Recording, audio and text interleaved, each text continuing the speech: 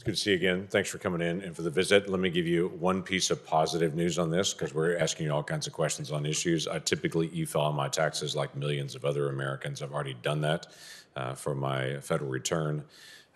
Typically, when I e-file, I wait hours to a couple of days to be able to get the confirmation back that it's all been received. That took seconds this year. So the change in your system was pretty dramatic of what we've seen in the past.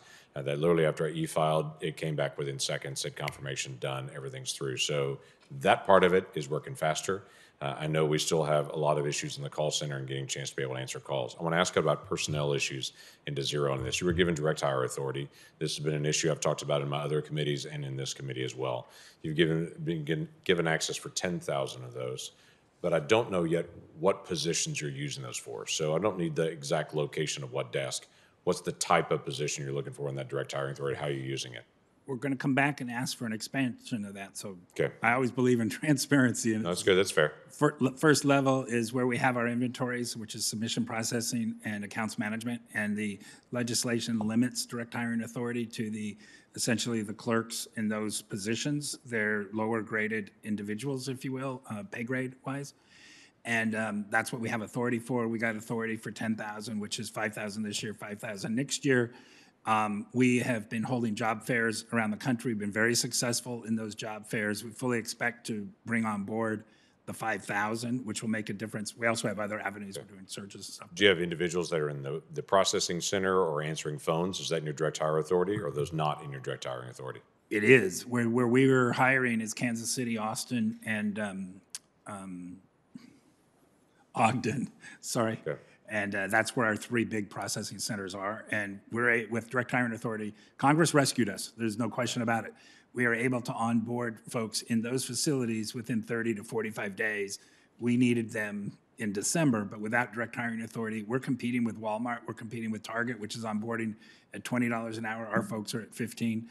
And we're competing with Amazon. And then without direct hiring authority, we have to tell these individuals it may be 6 to 8 months before we can bring you on board. For these folks, they need that job now. There was a news release recently, a press release out of Ogden. A lady got laid off on Friday, came to our Saturday hiring event and got hired. Okay. We're able to move that fast. Yeah, that makes a big difference. So the onboarding process itself, once you've actually made the hire before they can actually get engaged to actually doing the task, how long is that onboarding process? 30 to 45 days. Okay. And individuals are showing up at in person at these job fairs with resumes. We're also doing virtual job fairs, and it takes a little more follow-up to get some of their information. We do the background checks within that 30 to 45, but we can do everything else we need in person at the site, and it's been really superb.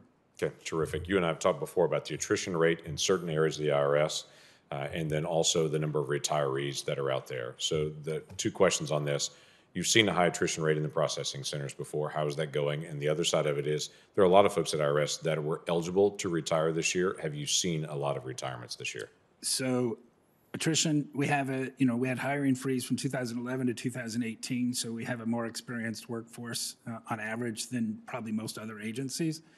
Attrition is holding true. I will say that the majority of our folks, I think, stayed during this period of time. We're seeing basically a 5 to 7% attrition rate on about 80,000 employees.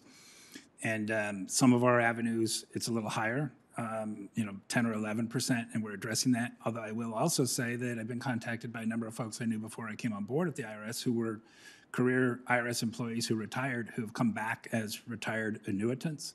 And so we're getting the sense of, if you will, the IRS community understands that they need to come in and help us pitch out, and they're doing that. So we're not where we need to be, not where you want us to be, but we're getting a better position every day.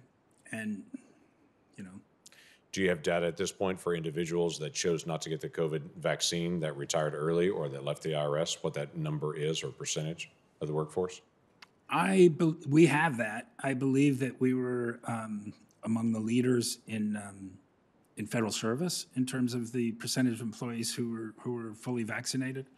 And I couldn't tell you whether that is or isn't because the folks who are leaving now, we don't have that requirement, right?